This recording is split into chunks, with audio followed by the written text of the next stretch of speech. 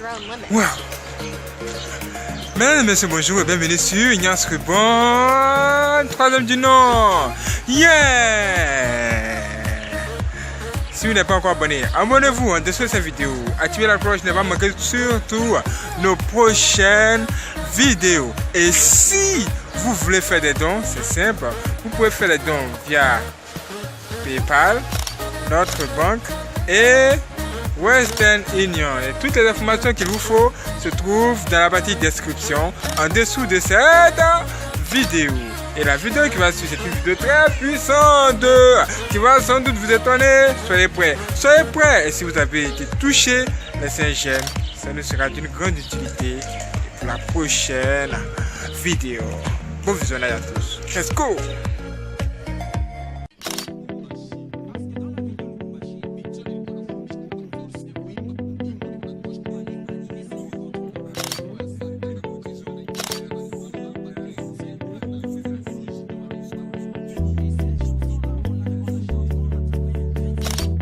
Frère, le 9 février 2014 dans la nuit pendant que je dormais, j'avais l'impression que quelqu'un versait sur moi de l'eau très froide, qui me fut sursautée hors du lit. Je pensais que je sautais de mon lit dans le physique, ne sachant pas que ce n'était pas l'aspect physique, mais plutôt c'était dans le domaine spirituel, et donc l'eau froide que j'ai ressentie m'a fait sursauter de mon lit. Mais lorsque je me suis retournée, à ma grande surprise j'ai vu mon corps sur le lit allongé alors que je me tenais debout. Je ne savais pas que j'avais sursauté hors de mon corps, et que c'était mon esprit qui était sorti de mon corps, alors que j'étais debout là et mon corps était allongé sur le lit juste à côté de moi. Soudainement j'ai vu le Seigneur Jésus-Christ debout, bien habillé avec sa belle couronne sur sa tête, et il me dit, « Richard, aujourd'hui nous allons faire un voyage au ciel, mais, notre voyage nous mènera d'abord dans le monde sous-marin avant que nous puissions aller au ciel. » Frère, quand le Seigneur me dit cela, j'étais un peu curieux.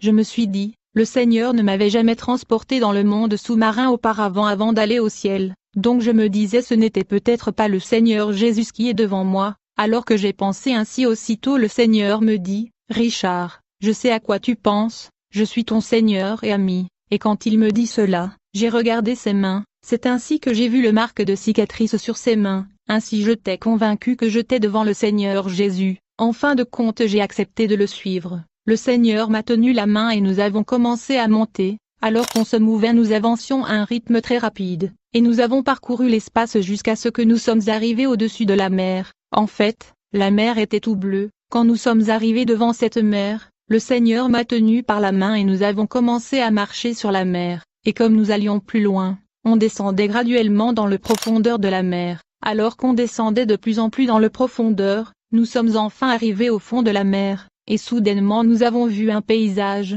un terrain sec sous la mer.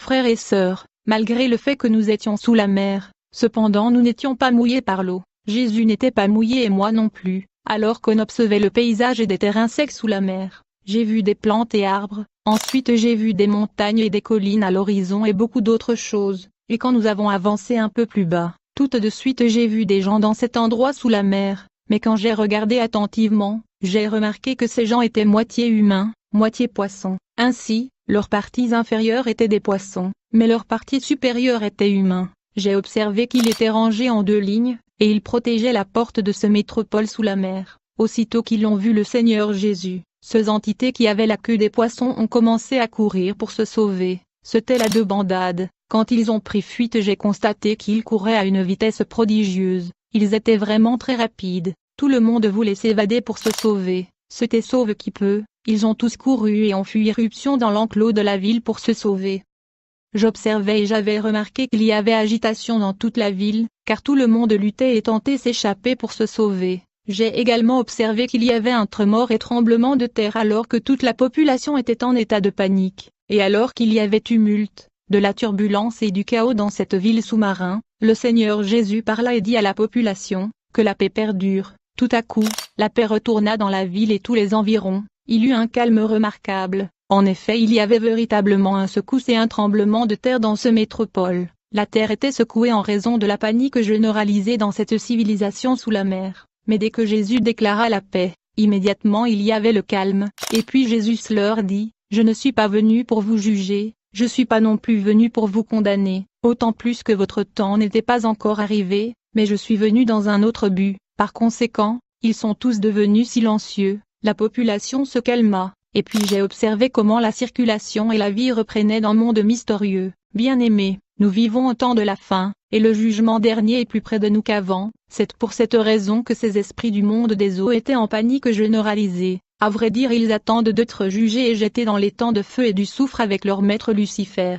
Ils savent que d'un moment à l'autre, la trompette va sonner, et ils seront jugés et punis. Mais en attendant l'arrivée du jour du jugement, ils sont actifs dans le mal, étant donné que le feu éternel est leur sort. Ils n'ont donc pas de perspective d'avenir, ils ont devant eux le feu éternel, tandis que moi et toi, nous avons des options et des perspectives devant nous. La Bible dit, « Je prends aujourd'hui à témoin contre vous le ciel et la terre, j'ai mis devant toi la vie et la mort, la bénédiction et la malédiction, choisis la vie, afin que tu vives, toi et ta postérité. » En revanche, ces esprits dans le monde de Satan n'ont pas ces options du salut devant eux, ils vont brûler dans le feu éternel. Partant de ce fait, ils travaillent pour entraîner toute l'humanité avec eux dans le feu éternel, mais Jésus leur a fait savoir ce n'était pas encore leur temps. En raison de ceci, la panique qui avait submergé cette ville sous la mer donna place à la paix.